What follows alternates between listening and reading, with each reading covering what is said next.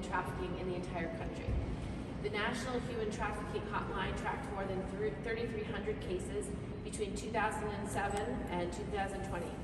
I'm very committed to working with all of these advocates and all of our organizations to address this crisis now. One of the ways that we can do this is by supporting survivors. Often when people are trafficked, their captors force them to engage in illegal behavior. They are commonly charged with and convicted of crimes like conspiracy, money laundering, drug trafficking, and offenses related to recruiting other victims. Those were actions they had absolutely no freedom to refuse, but the charges follow them for the rest of their lives. My office has been working with a woman named Melissa who was trafficked by her boyfriend when she was just 15 years old. He started off as a trusted family friend, but then he groomed her, sold her, got her pregnant, and he had her trapped. He not only trafficked her, but he used her to recruit other women. And when his operation was busted, she was arrested right alongside him. Those charges are holding her back from truly starting over. Survivors like Melissa and like Paulina who have criminal records often experience difficulty in finding jobs, housing, and leave them vulnerable to additional exploitation and trafficking. They should not be kept from rebuilding their lives because of the activities that their captors forced them to engage in. My bill, the Trafficking Survivors Relief Act, would vacate and expunge the nonviolent criminal convictions and arrests of trafficking survivors. That would really allow them to start over with a clean slate. It would also allow for someone's status as a victim of trafficking to be considered during sentencing for violent crimes that do not involve a minor. We must also ensure that law enforcement officers have access to the best practices and tools they need to truly help victims escape and recover. Another bill that I'm working on, the Put Trafficking Victims First Act, would help us do that.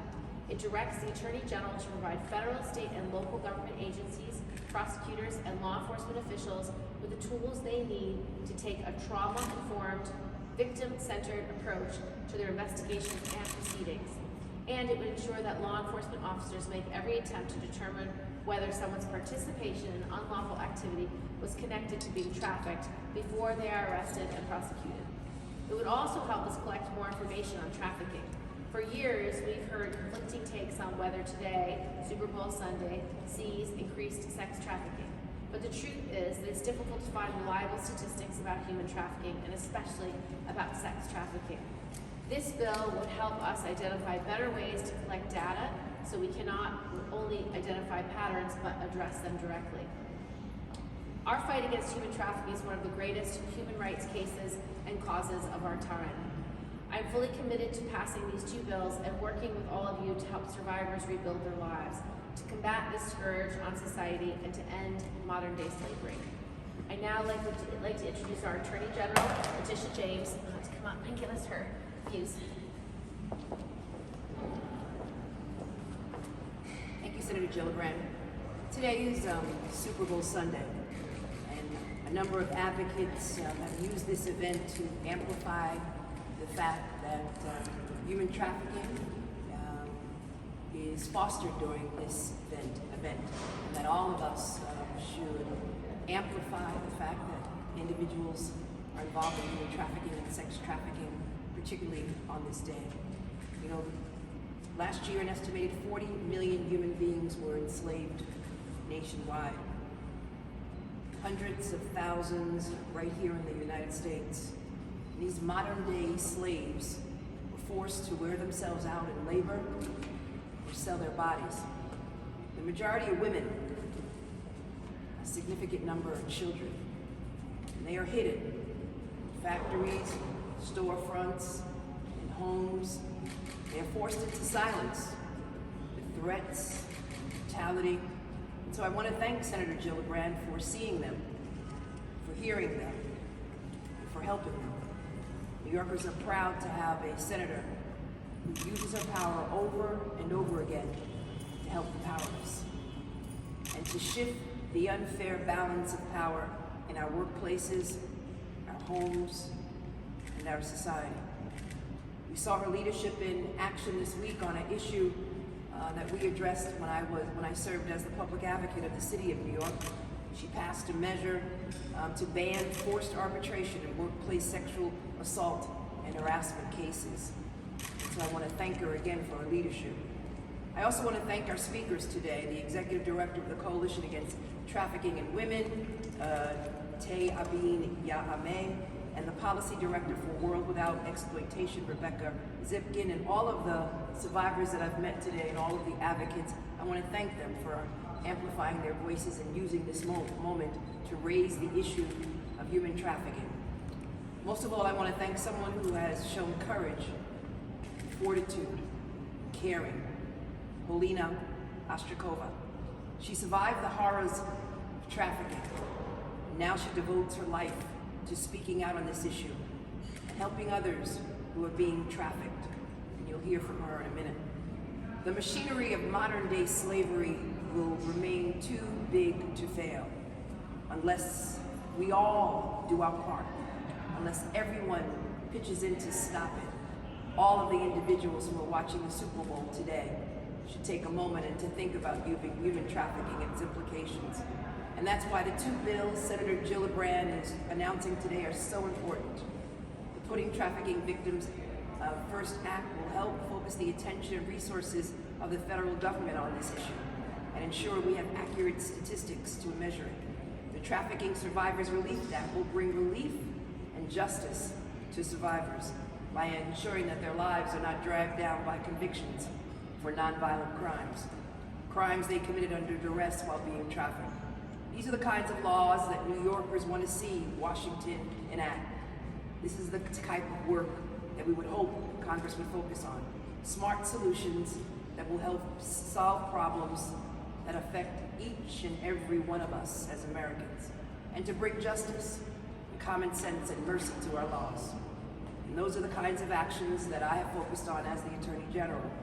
We've made combating human trafficking a priority. We've reorganized our office to create a task force upstate that makes use of all of our resources to investigate potential cases of trafficking, to prosecute the traffickers, and to connect survivors with the help they need to recover.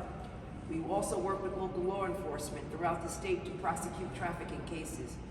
We have an organized crime task force, wonderful detectives and individuals who are focused again on sex trafficking. For instance, the Office of the Organized Crime Task Force within our office last year, we joined with NYPD to help indict a Bronx man for sex trafficking of young girls citywide. My office works with a number of advocates with us today, elected officials and service providers, and we recently hosted a roundtable in the Bronx to highlight this issue and how to spot, prevent, and report human trafficking. I want to conclude by saying this one is on all of us to solve. We all have the capability to resolve this issue because human trafficking affects all of us. To paraphrase President Obama, it tears at our social fabric, it distorts our economy, it fuels violence and organized crime. Human trafficking ought to concern every person because it is a debasement of our common humanity. On behalf of the people of the state of New York, I want to thank Senator Gillibrand for all of her work, and for these activists, and for these survivors, for all that they are doing, and to let them know, and all that can see and hear my voice, you are not alone. Thank you. Awesome. I'd now like to bring up Paulina Ostrikova.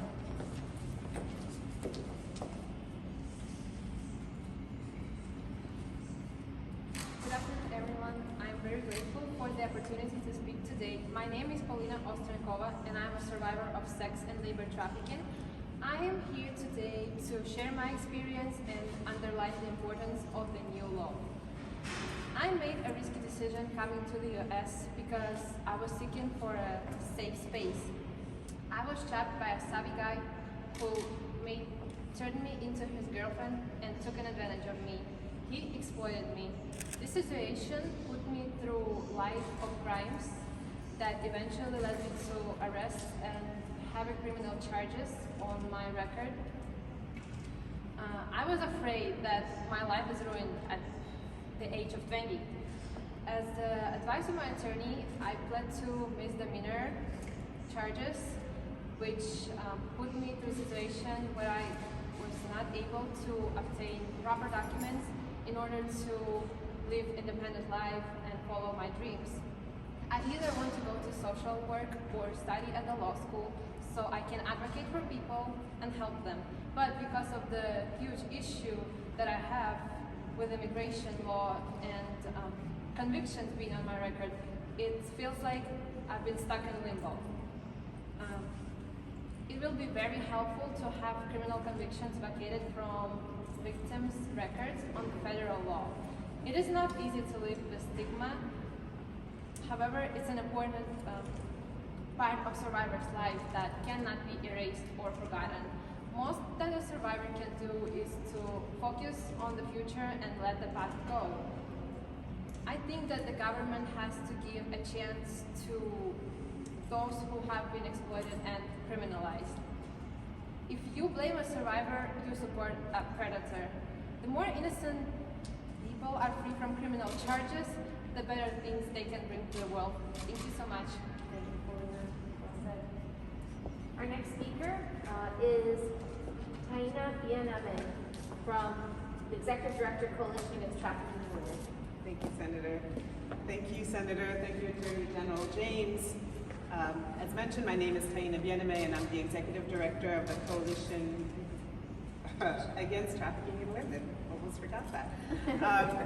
So we are privileged and honored today to be surrounded by survivor leaders who showed up on a snowy Sunday to help us convey the urgency in preventing and combating human trafficking through legislation and in practice, and to support these important bipartisan bills, the Put Trafficking Survivors First Act and the Trafficking Survivors Relief Act, that both of which are being led by Senator Gillibrand in a bipartisan fashion. Paulina, Chandra, Gabrielle, Cristian Eduardo, Fabiola Fitriani, and others are here today, and they have collectively survived labor trafficking, sex trafficking, and our system of prostitution. None of us who were spared the atrocities they've endured, mostly with impunity, will fully understand the depths of dehumanization and trauma, including sexual violence at the hands of their pimps and their sex buyers.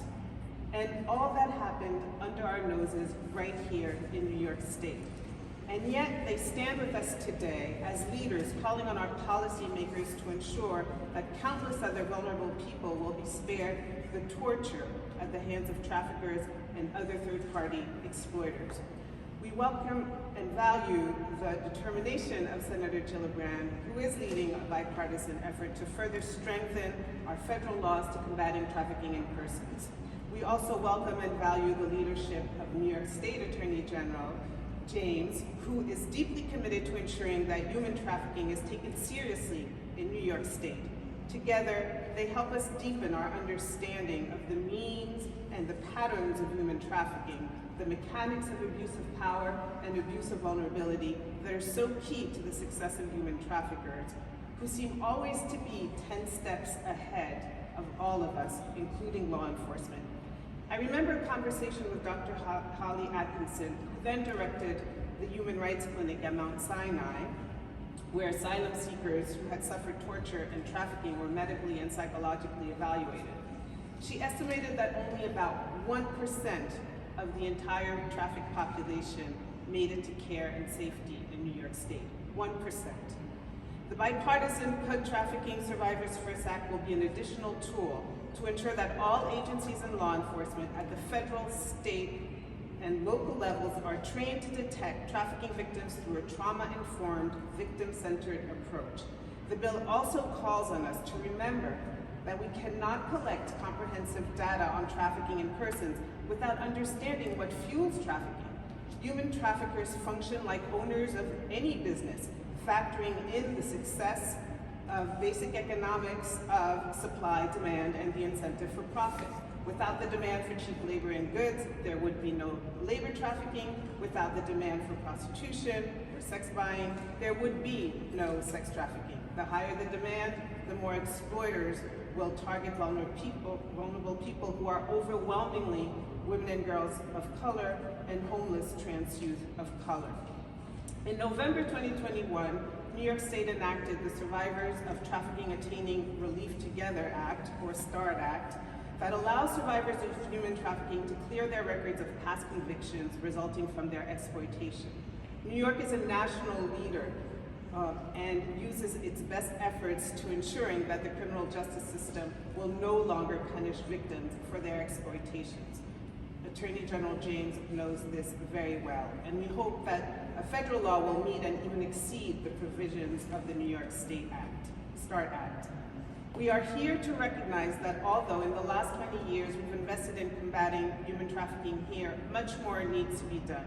We cannot move forward without listening to survivors, who are the true experts of their lived experiences. Together, we can develop tools to improve the identification of victims, to end their criminalization, to offer them comprehensive services, and to hold their perpetrators accountable for the harm they cause. Thank you, Senator Gillibrand. Thank you, A.G. James, for your determination in ending this human rights violation. Thank you. Thank you. Our last speaker is Rebecca Zipkin, Policy Director for World Without Exploitation. Hello, everyone. Thank you to Senator Gillibrand and Attorney General James for your tireless efforts to fight human trafficking. Thank you for all your work. My name is Rebecca Zipkin, and I'm the Policy Director at World Without Exploitation, which is the largest national anti-trafficking coalition in the country.